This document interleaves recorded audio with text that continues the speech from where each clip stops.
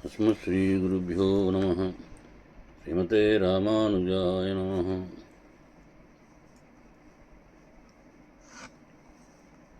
कृष्णं वन्दे जगद्गुरुम्।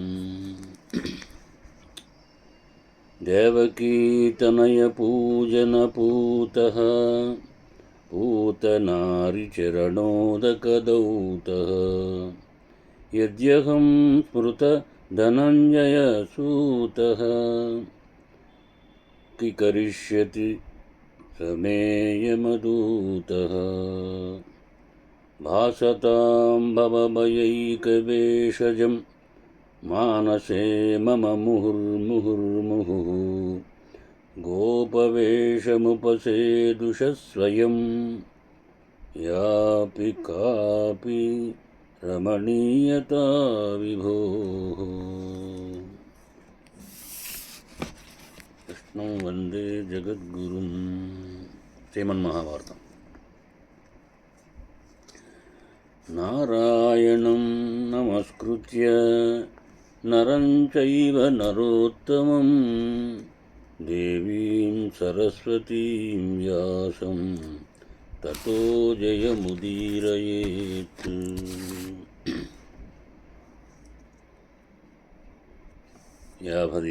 58వ అధ్యాయంలో ఇంతవరకు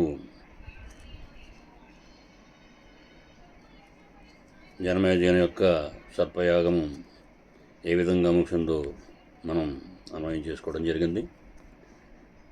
తతో రాజ్యబ్రవీద్వాక్యం సదసైచ్చోదితో భృశం కామమేతద్భవేత్వేషం యదాస్తికస్య భాషితం అని. ఆ తర్వాత సదస్సులందరూ కూడా మాటిమాటికి ప్రేరేపించడంతో జనమేజయుడు ఇలా అనడం జరిగింది. అస్తికుని యొక్క మాట ప్రకారం అతనికి ఒక కోరిక ఇచ్చాం కదా మనం, ఆ కోరిక నెరవేరుగాక, ఈ యజ్ఞం సమాప్తం అగుగాక, పండగలందరూ కూడా కుశలముగా ఉందురుగాక, ఆస్తికుడు సంతోషించుగాక. అట్లాగే సూతిని మాట సత్యమగుగాక. అస్తికం మునిరాజన్నమామి అని. తతో హలహలా శబ్దః ప్రీతిదః సమజాయత ఆస్తికస్య వరే దత్తే తదైవోపరామమ చ. సజ్ఞః పాండవేయస్య రాజ్ఞః పారీక్షితస్య ప్రీతిమాం స భవద్రాజా భరతో జనమేజయః అని. అంటే జనమేజయుడు ఆస్తికునికి ఇచ్చిన వరం వలన అందరూ సంతోషించి హర్షధ్వానాలు చేయడం జరిగింది. ఆ పాండవ వంశీయుడైనటువంటి జనమేజయ మహారాజు యొక్క సర్పయాగం సమాప్తమైంది. ఆస్తికుడికి వరం ఇచ్చిన తర్వాత జనమేజయుని యొక్క మనసు కూడా చాలా ప్రశాంతత నొందింది. ఆ యజ్ఞంలో ఋత్విజులకు, సభాసదులకు అందరికీ కూడా వందల కొలది వేల కొలది ధనాన్ని జనమేజయుడు ఇవ్వడం జరిగింది. అట్లాగే ఆ సూతుడైనటువంటి లోకసాక్షునికి, యజ్ఞవాటిని రూపొందించినటువంటి ఆ శిల్పికి, ఈ యజ్ఞం ప్రారంభానికి ముందు ఒక బ్రాహ్మణుని నిమిత్తం యజ్ఞం ఆగిపోతుందని చెప్పినటువంటి ఒక బ్రాహ్మణునికి అధికమైన ధనాన్ని ఇవ్వడం జరిగింది. అట్లాగే అప్రమేయ పరాక్రమవంతుడైనటువంటి జనమేజయుడు ప్రసన్నుడై యోగ్యులైనటువంటి వారందరికీ కూడా వారి వారి యోగ్యతను బట్టి అందరికీ కూడా ధనం, అలాగే భోజనం, వస్త్రాలు అలాంటివన్నీ ఇచ్చి సత్కరించిన తర్వాత శాస్త్రీయ విధిని అనుసరించి అపభృత స్నానం చేయడం జరిగింది. అపభృత స్నానం అంటే అయిపోయిన తర్వాత ఒక దీక్ష కానీ, యజ్ఞం కానీ, హోమం కానీ, ఒక వ్రతం కానీ అయిపోయిన తర్వాత తిరిగి మళ్ళీ స్నానం చేసేదాన్ని అపభృత స్నానం అంటారు. అట్లాగా ఆ స్నానం ఆచరించడం చేశాడు. అట్లాగే ఆస్తికుడు గొప్ప సంస్కారం కలవాడు, బుద్ధిమంతుడు, విద్వాంసుడు. అతడు తన అవిష్ట కార్యమునందు కృతకృత్యుడయ్యాడు. కాబట్టి ప్రసన్నంగా ఉన్నాడు. మహారాజు అయినటువంటి జనమేజయుడు అతడిని మెచ్చుకుని ఇంటికి పంపుతూ అతనితో, నేను భవిష్యత్ కాలంలో నేను ఒక యజ్ఞం చేస్తాను, అంటే అశ్వమేధ యాగాన్ని చేయబోతుంటాను. అందుకని ఆ యజ్ఞంలో నీవు పదన్యుడిగా ఉండాలని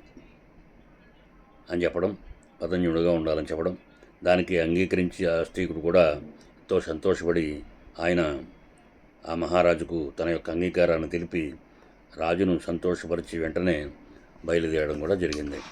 ఈ విధంగా ఆ యజ్ఞశాల నుంచి ఆస్తిక మహాముని తిరిగి పయనం అవడం జరిగింది. ఏతచ్చుత్వా ప్రీయమాణాః సమేతా యే తత్రావన్ పన్నగా వీతమోహః ఆస్తికే వై ప్రీతిమంతో బభూవుః ఊచుశ్చైవం పరమిష్టం వృణీష్వ. ఉగ్రశివుడు ఇలా చెప్తున్నాడు. సౌనక సర్పయాగంలో భస్మం కాగా అక్కడే మిగిలినటువంటి నాగులందరూ కూడా ఆ భయాన్ని విడిచిపెట్టి పరమ సంతోషాన్ని పొందడం జరిగింది. ఆస్తికునిపై అమితమైనటువంటి ప్రీతిని ప్రకటించడం జరిగింది. వారందరూ కూడా అతనితో నీకు కావలసిన వరాన్ని కోరుకో అని అనడం కూడా జరిగింది. అయితే వాళ్ళందరూ అనేక పర్యాయాలు ఈ విధంగా అతనితో అనడం జరిగింది. విద్వాంసుడా, ఇవాళ నీకు సంతోషం కలిగేటట్లుగా మేము ఏమి చేస్తే బాగుంటుందో చెప్పవలసింది అని మమ్మల్ని ఇలాంటి కష్టం నుంచి నువ్వు గట్టెక్కించావు కదా, నీ కోరిక ఏమిటో చెప్పు, తప్పకుండా దాన్ని మేము నెరవేరుస్తాం అని నాగులందరూ గ్రుచ్చి ఆయన్ని అడగడం జరిగింది ఆస్తిక మహాముని. సాయం ప్రాతద్యే ప్రపన్నాత్మరూప లోకే విప్రమానవాయే సరేపి ధర్మాఖ్యానం ఏ పనేయమేధం యుష్మేధం తేషాః విస్మచ్చైవ కించిత్ భయం స్యాత్ అని ఆస్తికుడు ఇలా చెప్తున్నాడు. పన్నవోత్తములరా, ప్రపంచంలో బ్రాహ్మణులు కానీ ఇతర మానవులు కానీ ప్రసన్న చిత్తులై ధర్మమయమైనటువంటి నా కథను చదువుతారు. వాళ్ళందరికీ కూడా మీ వలన ఎట్టి భయము కలగకూడదు అని చెప్తూ ఈ మాటలని నాగులందరూ విని చాలా ఆనందించడం, తమ యొక్క మేనల్లుడితో, మరి మేనల్లుడు చదువుతాడు, ఈ కోరికను తప్పక నెరవేరుస్తాం మేనలుడా, మేమందరం అమిత ప్రేమతో నమ్రతతో అన్ని విధాల ఈ కోరికను తీరుస్తాం అని అనడం జరిగింది. అంటే అందుకే మనకి ఆ దృశ్యం అయితే కనుక, సర్పదృశ్యం కానీ అయితే కనుక, పాములు కనబడితే కనుక వాటంతలో మనకి అపకారం చేయకుండా వెళ్ళిపోవాలంటే కనుక ఆస్తికం మునిరాజం నమామి, లేదంటే ఆస్తిక జరత్కారు అని కానీ పెద్దవాళ్ళు చెప్పేవారు. అలా అనుకుంటూ వెళ్తే మనకు ఒకవేళ కనబడినా కూడా అవి ఏమాత్రం హాని తలపెట్టకుండా ఉంటాయి. ఎవరి కోరిక మేరకు జరిగింది ఇది? ఆ యొక్క ఆస్తిక మహాముని యొక్క కోరిన మీదట ఈ నాగులన్నీ కూడా ఈ విధంగా చెప్పడం జరిగింది. కాబట్టి ఆ ఆస్తికం మహాముని నమామి అని చెప్పి మనం అనుకుంటే కనుక రాత్రి కానీ పగలు కానీ ఎవరు అర్థవంతుడు కానీ సునివి కానీ ఎవరైతే స్మరిస్తారో అట్టి వారికి ఎన్నటికీ సర్పభయం ఉండదు అని జరత్కారు ఋషి వలన, జరత్కారు అన్న నాగకన్యకు జన్మించినటువంటి ఈ సర్పయాగంలో మనకు వచ్చినటువంటి ఆస్తికుని నేను స్మరిస్తున్నాను అని. యో జరత్కారుణా జాతః జరత్కారో మహాయశాః ఆస్తికః సర్వశత్రే పన్నగాన్యో అభయరక్షతః తం పద్మరంతం మహాభాగాః అమాం హింసితుమర్హతః అని. అంటే ఎవరైతే ఈ ఆస్తిక మహాముని స్మరిస్తారో వాళ్ళందరికీ కూడా ఈ రకమైనటువంటి నాగులారా, మీరు వారిని హింసింపకండి అని వారు చెప్పినట్టుగా మమ్మల్ని హింసించకండి అని మనం చెప్పినట్టుగా చెప్పడం జరిగింది. మహాసర్పమా, తప్పుకొని వెళ్ళిపో, జనమేజయుని యొక్క సర్పయాగ కాలంలో ఆస్తికుని మాటలను స్మరించు, అని మనం చెప్తూ ఉండాలన్నమాట. సర్వావసర్పభద్రం తే గచ్చ సర్పమహావిష జనమే జయస్య యజ్ఞాం తే ఆస్తికవచనం స్మర అని. అలాగే ఆ ఆస్తికుని మాటలు విని ఏ సర్పం తొలగదో దాని శిరస్సు సింసవృక్షం ఫలంలాగా 100 రెక్కలు అగుగాక అని వాళ్ళలో వాళ్ళే అనుకోవడం. అట్లాగే ఆస్తిక మానవుని యొక్క కోరిక మేరకు ఆ విధంగా జరగడం అని చెప్తారు మనకి. అట్లాగే బ్రాహ్మణోత్తమ ఆ సమయంలో అక్కడికి వచ్చినటువంటి ప్రధానమైనటువంటి నాగులందరూ కూడా వరం అడిగిన తర్వాత మహాత్ముడైన ఆస్తికుని సంతోషపరచడం జరిగింది. తర్వాత ఆస్తికుడు అక్కడి నుండి వెళ్ళిపోవడానికి సిద్ధమవడం జరిగింది. ఇలా సర్పయాగంలో నాగుల్ని ఉద్ధరించినటువంటి బ్రాహ్మణోత్తముడు ధర్మాత్ముడు అయిన ఆస్తికుడు వివాహం చేసుకుని పుత్రపౌత్రాలతో ఆనందించి జీవితాన్ని గడిపి ఆ సమయం రాగానే మోక్షాన్ని పొందడం జరిగింది. ఈ విధంగా ఆస్తికుని యొక్క ఉపాఖ్యానాన్ని జరిగినట్లుగా మనకి ఆయన చెప్పినట్టుగా తెలుస్తోంది. అట్లాగే యదా కథితవాన్ బ్రహ్మాన్ భ్రమత పూర్వజస్తవ పుత్రాయ నురవే ప్రీతః స్వచ్ఛతే భార్గవోత్తమ యద్వాక్యం శ్రుతవాంసాహం తదా చ కదిదం మయా ఆస్తికస్య కవేద్విప్ర శ్రీమచ్చరితమాదితః అని. అంటే భృగువంశ శిరోమణి, నీ పూర్వులైన ప్రమతి తన కుమారుడైనటువంటి ఆ రురుడు అడిగితే ఈ ఆస్తికోపాఖ్యాన్ని చెప్పాను. దాన్ని నేను కూడా విన్నాను. ఆ ప్రకారంగా విద్వాంసుడు మహాత్ముడైనటువంటి ఆస్తికుని యొక్క శుభచరిత్రం నేను మొదటి నుండి చెప్పడం జరిగింది. అట్లాగే శ్రుత్వా ధర్మిష్టమాఖ్యానం ఆస్తికం పుణ్యవర్ధనం యన్మాంతం సృష్టవాన్ బ్రహ్మాన్ శ్రుత్వా దుండుభాషితం ఏతు సమహద్బ్రహ్మాన్ కౌతూహం అరిందమాని. అంటే యస్తికుని యొక్క ఈ ధర్మమైనటువంటి ఉపాఖ్యానాన్ని వింటే కనుక పుణ్యం వృద్ధి అవుతుంది. అట్లాగే కామక్రోధాదులు అణిగిపోతాయి. కథాప్రసంగంలో డుండుభం యొక్క మాటను విని మీరు నన్ను అడిగినందుకు నేను విన్న ఈ కథనంతటిని కూడా మీకు వినిపించానని చెప్పడం. ఈ విధంగా దీన్ని విన్న తర్వాత మనసులో ఉన్న సందేహం తీరిపోయిందని అనుకుంటానని చెప్పడం జరిగింది ఆ ఉగ్రశ్రవుడు వీళ్ళందరికీ కూడా. ఇది శ్రీ మహాభారతంలో ఆది పర్వంలో ఆస్తిక పర్వం అనేటటువంటి ఉపపర్వంలో సర్పయాగము అనేటటువంటి ఒక 58వ అధ్యాయంలో మనకి ఆ సర్పయాగ వృత్తాంతాన్ని, ఆ సర్పయాగ సమాప్తాన్ని మనకి దీంట్లో అన్వయించుకోవడం జరిగింది. 59వ అధ్యాయం అంశావతరణ పర్వం. ఇక్కడి నుంచి మనకి మహాభారతం యొక్క కథా ప్రారంభం మనకి ఇక్కడ లభ్యమవుతూ ఉంటుంది. సౌనకుడు ఇలా చెప్తున్నాడు: ఉగ్రశ్రవ, భృగువంశం దగ్గర నుండి మా భారతాఖ్యానం నువ్వు చెప్పావు, నాకు చాలా సంతోషంగా ఉంది. ఇంకా వ్యాసమహర్షి చెప్పినటువంటి కథలని యథాతథంగా వివరాలను నాకు చెప్పాల్సింది అని చెప్పడం.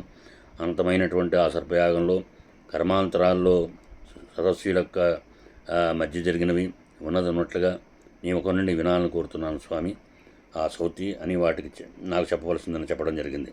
అలాగే మహాభారతమాఖ్యానం పాండవానాం యశస్కరం జనమేజయే చ సృష్టువం కృష్ణద్వైపాయనస్తదా శ్రావయామాస విధివత్తదా కర్మాంతరే సహ తామహం విధివత్ పుణ్యాం శ్రోతిమిచ్చామి వై తదాం అని. అంటే సౌనకుడు ఇలా అడగడం జరిగింది. జనమేజయుడు అడిగితే వ్యాసుడు మహాభారత కథనం కర్మాంతరాల్లో వినింపజేశాడు కదా. పాండవులు కీర్తిని ప్రకటించేటటువంటి ఆ పుణ్యకథ శాస్త్రోక్తంగా వినాలని మేము కోరుతున్నాం. అందుకని సజ్జనోత్తమ, నిర్మలాత్ముడైనటువంటి వ్యాసమహర్షి యొక్క మనస్సు అనే సముద్రం నుండి వెలువడినటువంటి ఈ కథ, ఈ సముద్రం వలనే ఈ కథ కూడా రత్నాలకు నిలయం అని ఈ కథ చెప్పవలసింది అని అడగడం. ఆ సౌతి చెప్పడం, అయ్యో తప్పకుండా చెప్తానని చెప్పడం. గొప్పదైనటువంటి ఈ మహాభారతాన్ని వ్యాసమహర్షికి చాలా ఇష్టమని, ఆ మహాభారతం మొదటి నుండి చెప్తానని చెప్పడం, మహాభారతం చెప్పడానికి నాకు ఎంతో సంతోషంగా ఉందనడం, అట్లాగే పూర్తిగా చెప్తాను వినమని ఈ అధ్యాయంలో మనకి తెలుస్తోంది. ఇది శ్రీ మహాభారతంలో ఆది పర్వంలో హంసావతారం పర్వం అనేటటువంటి ఒక పర్వంలో కథా సంబంధాన్ని 59వ అధ్యాయంలో మనకి వివరించడం జరిగింది. అలాగే ఇక్కడ మనకి సౌతి ఇలా చెప్తున్నాడు. జనమేజయుడు సర్పయాగం చేయడానికి దీక్షుడితైనట్లుగా విని ఋషి విద్వాంసుడు అయినటువంటి కృష్ణద్వైపాయనుడు రావడం జరిగింది. జనయామాసయం కాళీ శక్తే పుత్రాత్ పరాశరాత్ కన్నైవ యమునా ద్వీపే పాండవానాం పితామహం. శక్తి కుమారుడైనటువంటి పరాశరుని వల్ల సత్యవతి కన్యావస్థలో యమునా ద్వీపంలో పాండవుల పితామహుడైనటువంటి కృష్ణద్వైపాయనుని కనది. జాతమాత్రశ్చయ పద్యయిష్ట్యా దేహమవీపృదత్ వేదాంచాది జగేపాంగాన్ పేతిహాసేతిహాసాన్ మహాయసాః ఎన్నైతి తపసా కశ్చిత్ వేదాధ్యయనేన చ సత్వ్రతైర్నోమవామైవావైశ్చ స ప్రశాంత్య నమన్యునా అని. అతడు పుట్టిన వెంటనే తన ఇచ్ఛతోటి శరీరాన్ని పెంచడం జరిగింది. మహాయశస్సు అయినటువంటి వ్యాసుడు పాంగాలైనటువంటి వేదాలను ఇతిహాసాలను అధ్యయనం చేయడం జరిగింది. తపస్సుతో కానీ వేదాధ్యయనంతో కానీ వ్రతాలతో కానీ ఉపవాసాలతో కానీ ఇంద్రియ నిగ్రహంతో కానీ యజ్ఞంతో కానీ పొందలేనట్టి జ్ఞానం అతడు పొందడం జరిగింది. అట్లాగే వేదవేత్తలలో శ్రేష్ఠుడైనటువంటి అతడు ఏకరాశిగా ఉన్న వేదాన్ని 4గా విభజించడం జరిగింది. అలాగే పరబ్రహ్మలను తెలిసినవాడు, బ్రహ్మర్షి అని, సత్యవ్రతుడని, పవిత్రుడని ఇలాగా అనడం జరిగింది. అతడు ధృతరాష్ట్రుడు, పాండురాజు, విదురులకు జన్మనివ్వడం, శంతనుని యొక్క సంతతిని చేసినప్పుడు ఆ పవిత్రమైన కీర్తి, గొప్ప యశస్సు కలిగిన వాడు అవడం జరిగినది. అంటే వేదాంగ పారంగతుడైనటువంటి శిష్యులతో ఆ మహాత్ముడు రాజర్షి అయిన జనమేజయుని యొక్క సభలోనికి రావడం జరిగింది. అక్కడ దేవతలతో కొలువు తీరినటువంటి ఇంద్రునిలా పెక్కుమంది సభ్యులతో కూర్చున్న జనమేజయుని చూడడం జరిగింది. అట్లాగే తదా మూర్ధాభిషయుక్తైశ్చ వాహ జపనేశ్వరై ఋత్విఘ్నకలైశ్చ కుశలై సజ్జ సంతతే. అంటే అతడు మూర్తాభిషిక్తులైనటువంటి అనేక జనపదాల రాజులతో యజ్ఞ అనుష్ఠానంలో నేర్పరులైనటువంటి ఋతుజులతో ఆ యజ్ఞవాటికలో ప్రవేశించి ఉండడం జరిగింది. అంటే భరతవంశ శ్రేష్ఠుడు అట్లాగే రాజఋషి అయినటువంటి జనమేజయుడు వెంటనే ఆ ఋషిని ప్రీతితో తన పరివారంతో పాటుగా ఎదురుగా వెళ్ళి ఆహ్వానించడం జరిగింది. అలాగే కాంచనం విష్టరం తస్మై పదస్యావనమత ప్రభు ఆసనం కల్పయామాస యదా శక్రో బృహస్పతే. ఇంద్రుడు బృహస్పతికి ఆసనాన్ని కల్పించినట్లుగా జనమేజయుడు సభ్యుల యొక్క అనుమతితో వ్యాస మహర్షికి బంగారు ఆసనాన్ని ఏర్పాటు చేయడం జరిగింది. దేవఋషి గణాల చేత పూజింపబడి ఆసనం మీద కూర్చున్న వరదుడైనటువంటి వ్యాస మహర్షిని ఆ రాజు శాస్త్రీయ విధానంతో పూజించాడు. ఉత్తమమైనటువంటి రాజ్యానికి అర్హుడు, తన పితామహుడు అయినటువంటి ఆ వ్యాస మహర్షికి మహారాజు అర్ఘ్యపాద్యాలు ఆచమనాలను ఇచ్చి గోవునిచ్చి గౌరవించడం జరిగింది. ఈ విధంగా పాండవంశీయుడైనటువంటి జనమేజయుడి నుండి ఆతిథ్యాన్ని పొందినటువంటి వ్యాసుడు గోవుల పట్ల ఆదరాన్ని చూసి సంతోషించి ప్రసన్నవడం జరిగింది. జనమేజయుడు ప్రేమతో తన ప్రపితామహునికి పూజించి సంతుష్టుడై అతని చెంత కూర్చుండి కుశల సమాచారాన్ని అడగడం జరిగింది. భగవత్స్వరూపుడైనటువంటి వ్యాసుడు కూడా అతనిని చూసి కుశలాన్ని తెలుసుకొని ఆ తర్వాత అక్కడున్న సభ్యులందరూ వ్యాసుని పూజించడం జరిగింది. వ్యాసుడు కూడా వాళ్లను తిరిగి గౌరవించడం జరిగింది. ఈ విధంగా తర్వాత సభ్యులందరితో పాటు జనమేజయుడు చేతులు జోడించి ద్విశ్రేష్ఠుడైనటువంటి వ్యాసమహర్షిని ఈ విధంగా అడిగాడు. కురూణాం పాండవానాం చ భవాన్ ప్రత్యక్షదర్శినాన్ తత్శివాం తేషాం చరితమిచ్చామి కర్యమానం త్వయా ద్విజ అని జనమేజయుడు ఈ విధంగా అడిగాడు. కౌరవులు పాండవులు ప్రత్యక్షంగా చూసిన వాడవు నీవు, కావున వారి చరిత్రను నీవు చెప్పగా వినాలనుంది అని అడగడం. అట్లాగే సత్కర్మల ఆచరించేటటువంటి వారి మధ్య భేదభావం ఎందుకు కలిగింది, ప్రాణ వినాశనానికి కారణమైనటువంటి అంతటి మహాయుద్ధం ఎలా జరిగింది, ఎందుకు జరిగింది, నిజోత్తమ మనలో మనసులో ఇష్టం లేకున్నా నా పితామహులంతా దైవ ప్రేరణచే ఇటువంటి పని చేసి ఉంటారు, దానినంతా ఉన్నట్లుగా నాకు వివరించి చెప్పండి అనడం జరిగింది. అతని మాట విన్న కృష్ణద్వైపాయనుడు తన చెంతనే కూర్చున్న శిష్యుడైనటువంటి వైశంపాయనుని ఆజ్ఞాపించడం జరిగింది. మునుపు కౌరవ పాండవులకు భేదం ఎలా ఏర్పడిందో అదంతా నా దగ్గర నీవు విన్న విధంగా వీళ్ళకందరికీ చెప్పవలసిందని, అటుపై విప్రశ్రేష్ఠుడైనటువంటి ఆ వైశంపాయనుడు గురువు మాటలను పాటించి జనమేజయుడికి తక్కిన సభ్యులందరికీ కురు పాండవుల యొక్క కలహము, వారి వారి అభిప్రాయములు, వారి వినాశమునకు మొదలైనటువంటి ప్రాచీనేతిహాసాన్నంతా తెలియజెప్పడం జరిగింది. ఇది మహాభారతంలో ఆదిపర్వంలో హంసావతారం అనే ఉపపర్వంలో కథానుబంధం అని మనకు తెలుస్తున్నది ఈ 60వ అధ్యాయంలో. అట్లాగే 61వ అధ్యాయంలో ఆ కౌరవ పాండవుల మధ్య భేదం, యుద్ధ వృత్తాంతం మనకి తెలుస్తోంది. ముందు మనం అది అనుగ్రహం చేసుకుందాం. కృష్ణం వందే జగద్గురు.